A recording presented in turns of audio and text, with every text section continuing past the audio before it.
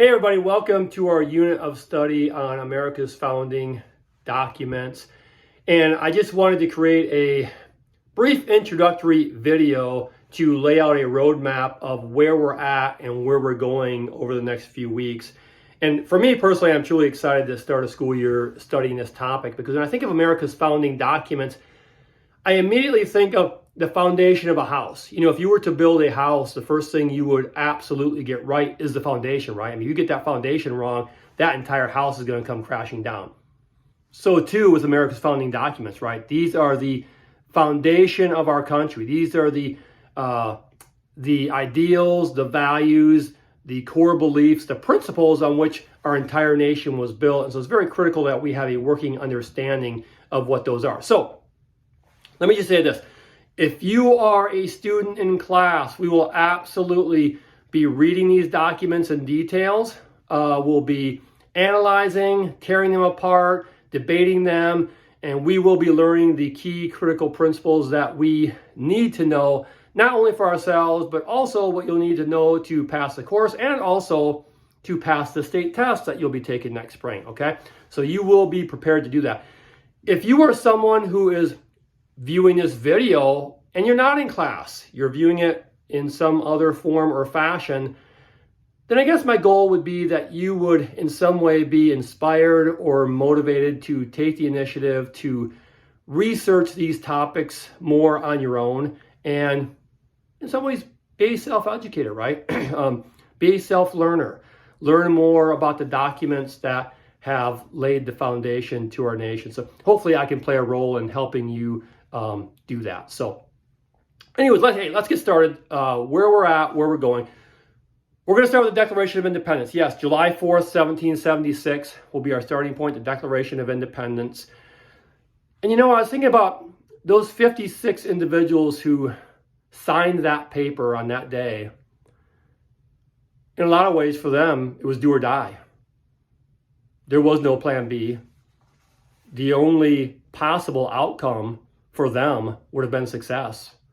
There was no plan B. There was no going back. In fact, I was reading something just recently where the mood that day was very somber, because as those individuals were called forward to sign their name on that document, there was a very real sense for many of them that they were signing their death warrant.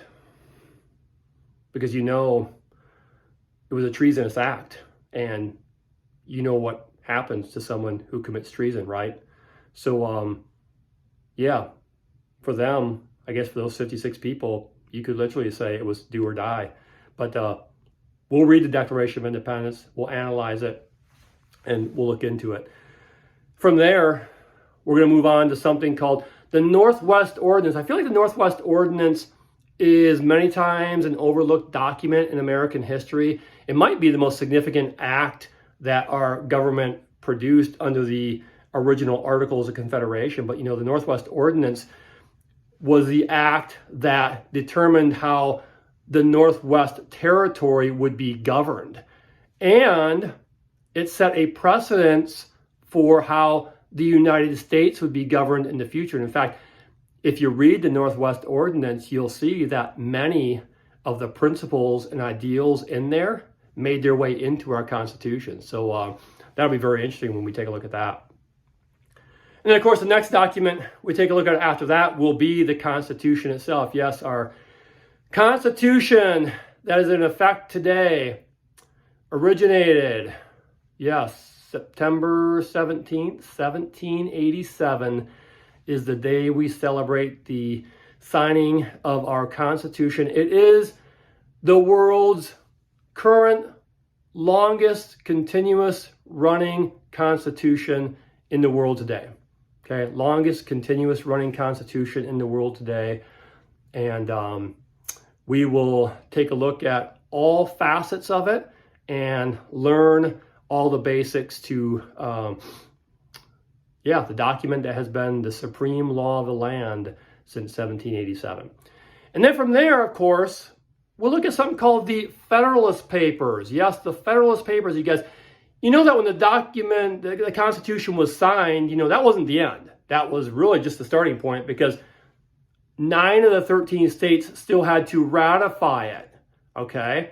So the Federalist Papers were written in support of the Constitution, okay? They were papers written in support of the Constitution.